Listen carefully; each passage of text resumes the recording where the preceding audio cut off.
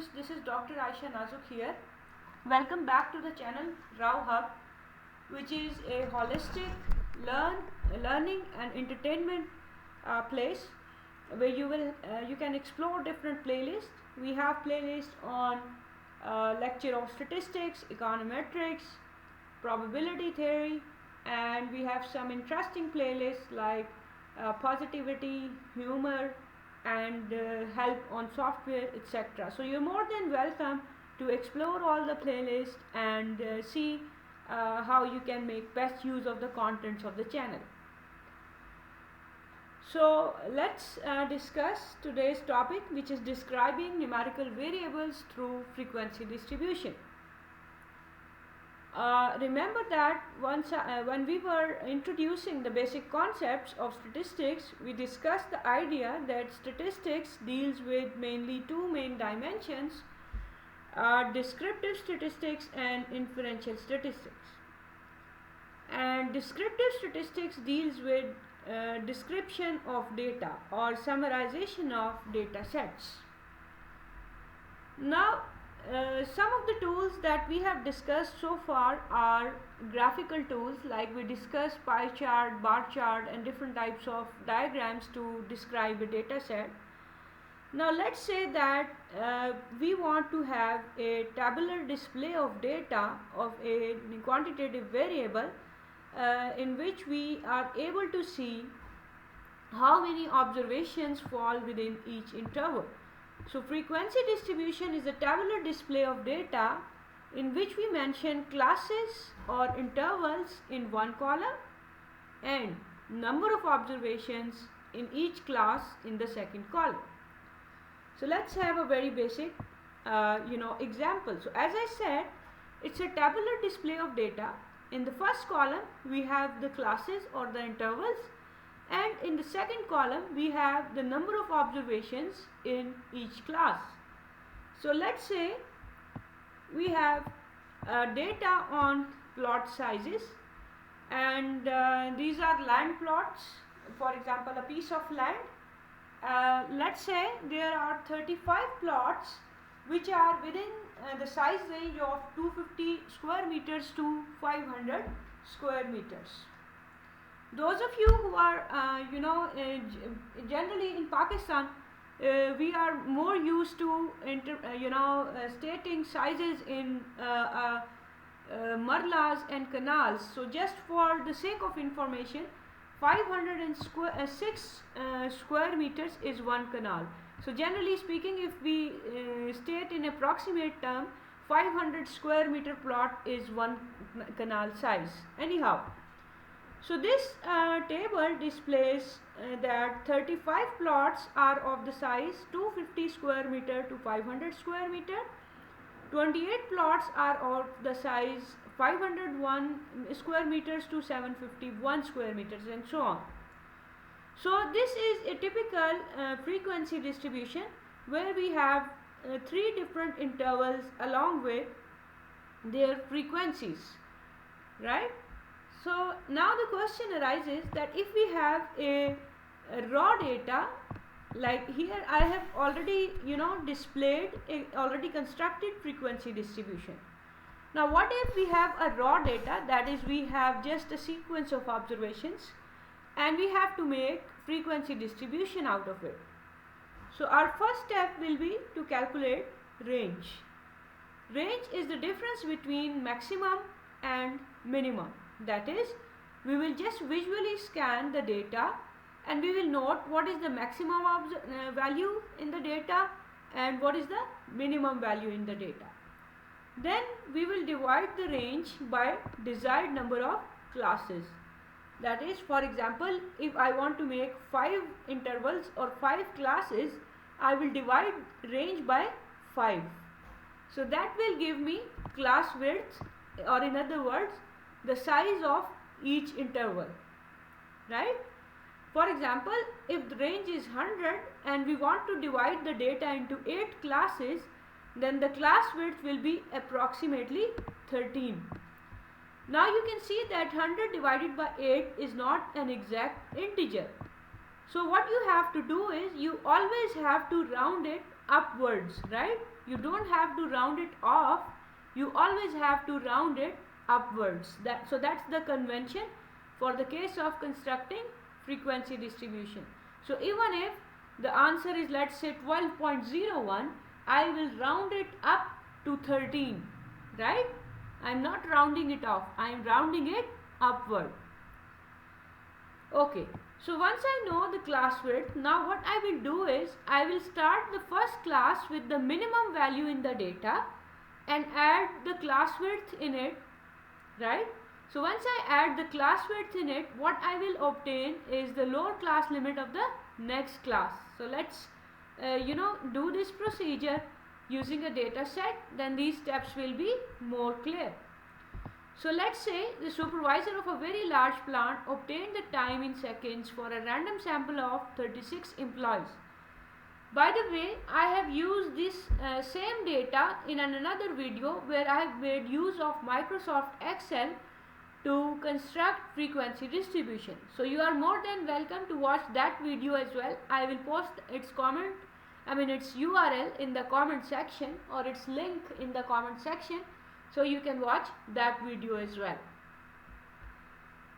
Okay, so this is the data, and what we have to do, first of all, we have to note what is the minimum observation and what is the maximum observation. By the way, these last two rows, they are just added just for the sake of convenience. Maybe if I have to find minimum of all these 36 observation, maybe visually it's difficult to look for which is the minimum observation. So what I have done is I have added or written minimum of each column here and maximum of each column here. So that is just for the purpose of convenience, it's not necessary. You can look at the grid and just note the minimum observation. So you can see that the minimum is 201, whereas the maximum is 307. So either you can note the minimum from these row and maximum as well, or you can simply look at these 36 observations here directly, and you can note that the minimum is 201 and the maximum is 307.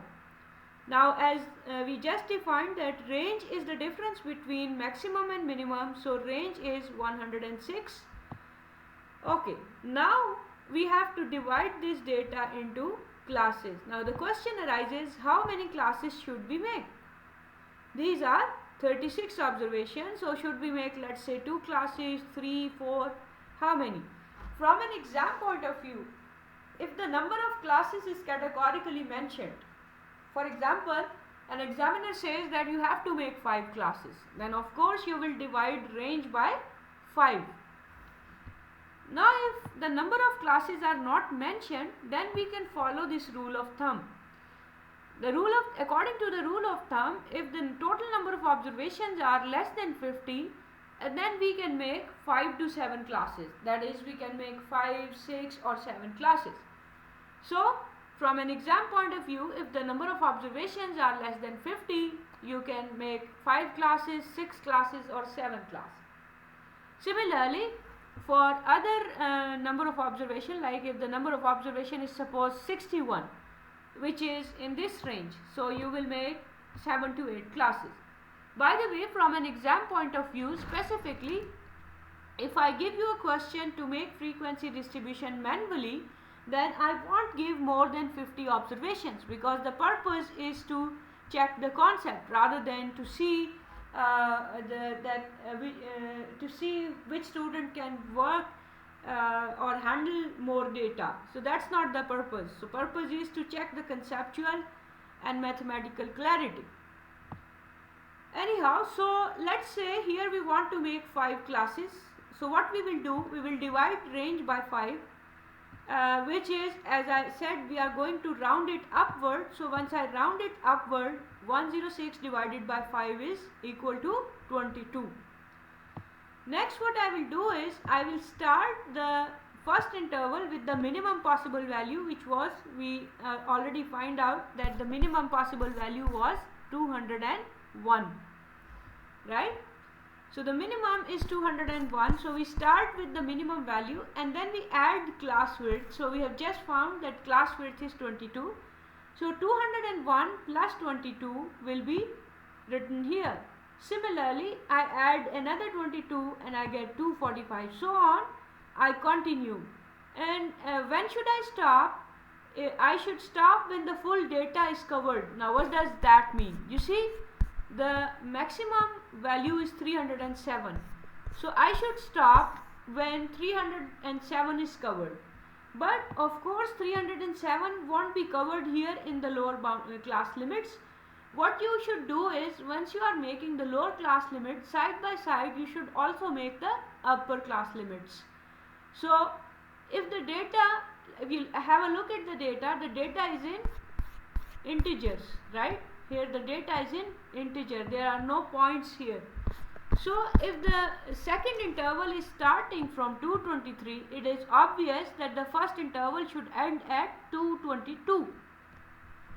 So then I will add 22 to get the upper class limit of the next class, and so on we continue. So you see that the last interval is 289 to 310, whereas the maximum value in this data was 307.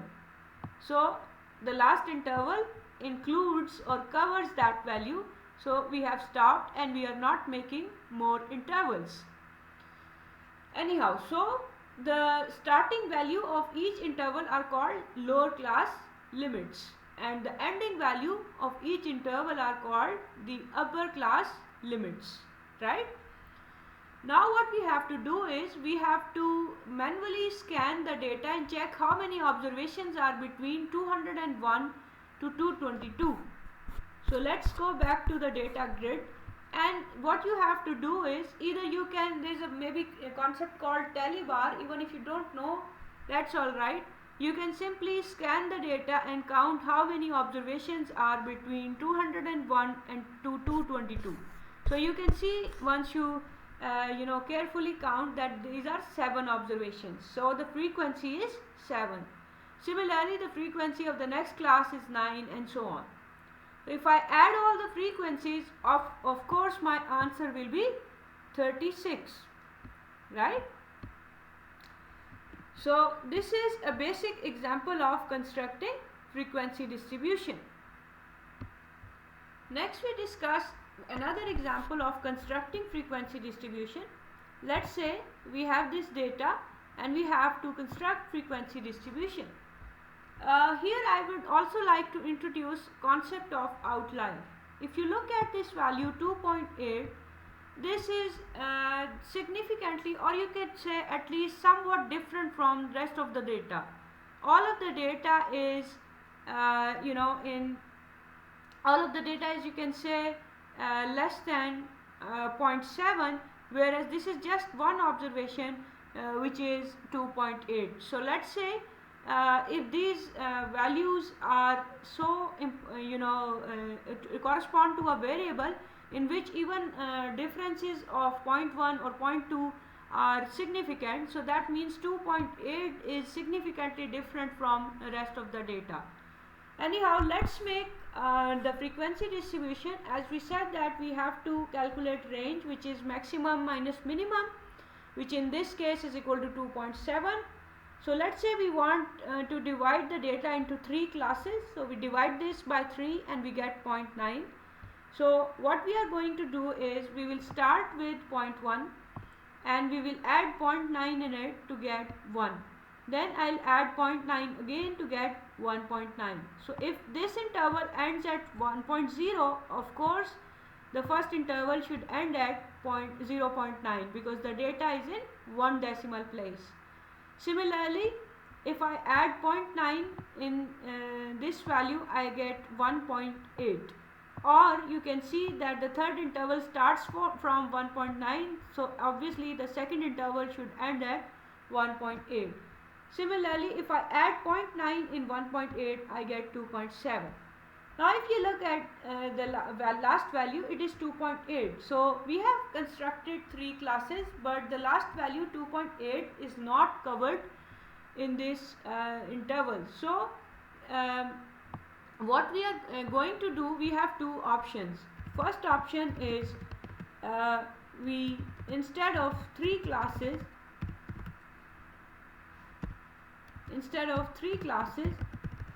we make an additional class. We make in fact we make like 4 classes to cover for 2.8. That is, sometime when we follow this procedure and we are aiming to make 3 classes, it is fairly possible that we actually have to make 4 classes. So this formula will give you an approximation rather than exact number of classes. That is, if you are planning to make, let's say, 5 classes, so maybe in reality you have to make 6 classes. Anyhow, so for one option is we make an additional class to cover for the last observation.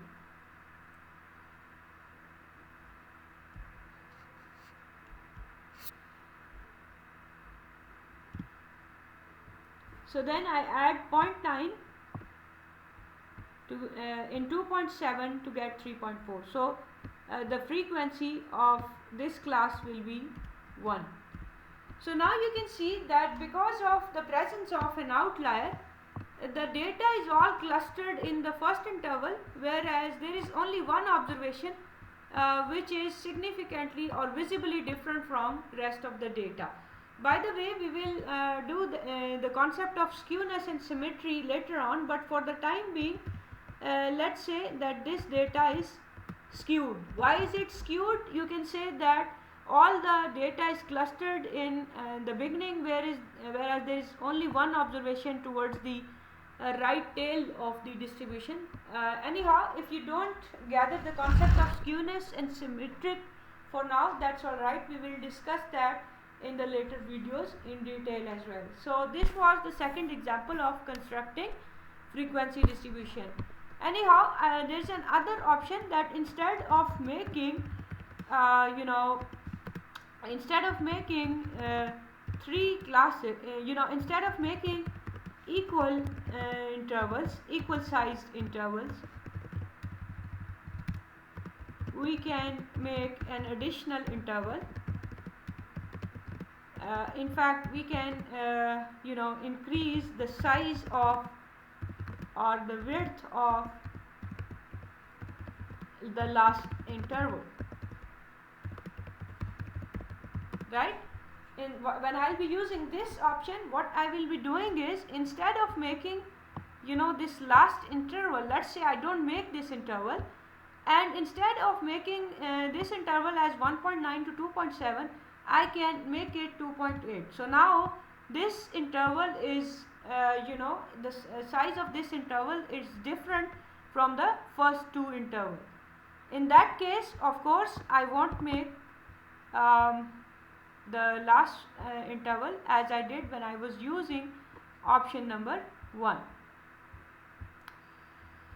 So in that case, if I follow option number 2, the frequency of this interval will be 1. So from an exam point of view, if the examiner has restricted you, categorically said that you must make 3 classes, then you should of course increase the size of the last interval to cover for the observation which is not included in the interval or not covered in the interval, like 2.8. So, but if the examiner has not fixed the number of classes, or the examiner has written that you can make 3 or 4 classes, in that case you will follow option number 1 that we just discussed. So this was the second example of frequency distribution. By the way, as I have already said that I have already discussed the concept of making frequency distribution in Microsoft Excel in a separate video, and I will share its link in the comment section. Now we are discussing the concept of histogram, but before we are able to understand how an histogram is drawn and what is the purpose, there is an important underlying concept that will be used in histogram. The concept is called class boundaries.